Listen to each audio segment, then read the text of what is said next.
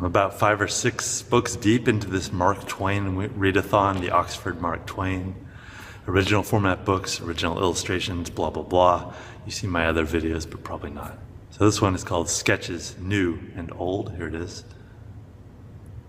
And this is a smattering of tales, very short, a lot of them, maybe about 50, about 300 pages, illustrated mainly by True Williams, who is becoming a really great artist at this point. It's kind of a pity that he's wasting his talent.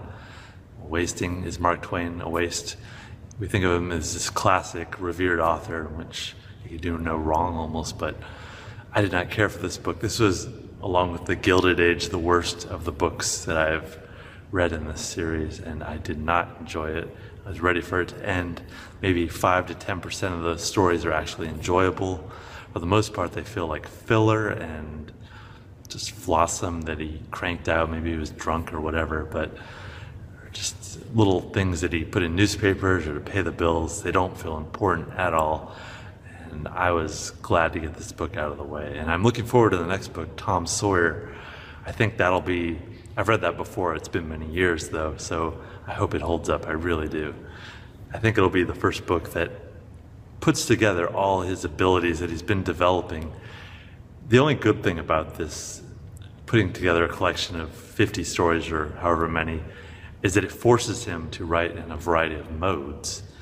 And when you do that, it makes you more versatile. I think it is helpful in any art to push yourself in different directions and then refocus onto maybe a core strength or what you're really passionate about.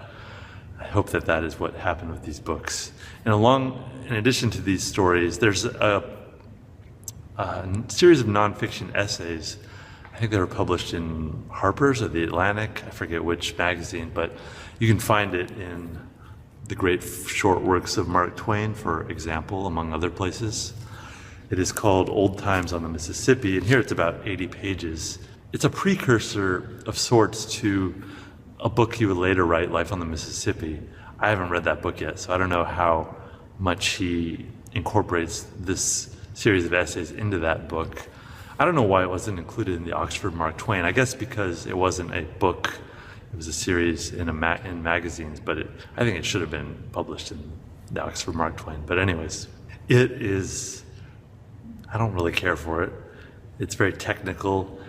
More than anything, it's an homage to steamboat riding on the Mississippi and how Mark Twain became apprenticed into that craft, how he ran away from home and made his way into that. It's really also in praise of the abilities of these steamboat captains or pilots and how they are able to memorize so much of the river, the Mississippi River, 1,200 miles or so, that they needed to know super well, to know it back and forth in the dark, and the memory involved with that is, Mark Twain beats it home that this is really an amazing feat. I agree, but the way that he describes it and the technical terms that he used, it's not quite instructional and it's not quite narrative. I wanted more personality, narrative elements, and that just wasn't there for me. But, this is an early example of Mark Twain putting together a sustained narrative. In some ways, it felt more connected and sustained than anything I saw in The Innocents Abroad or Roughing It. So I think in that sense, it's worth reading and appreciating if you're interested in seeing Mark Twain's development. If not, Tom Sawyer is probably the place to start. And you could probably omit all 5 or 6 of these earlier books. It's a lot of writing, maybe a few thousand pages, but a lot of it is just not that important and very throwaway. So keep that in mind as you look at early Mark Twain.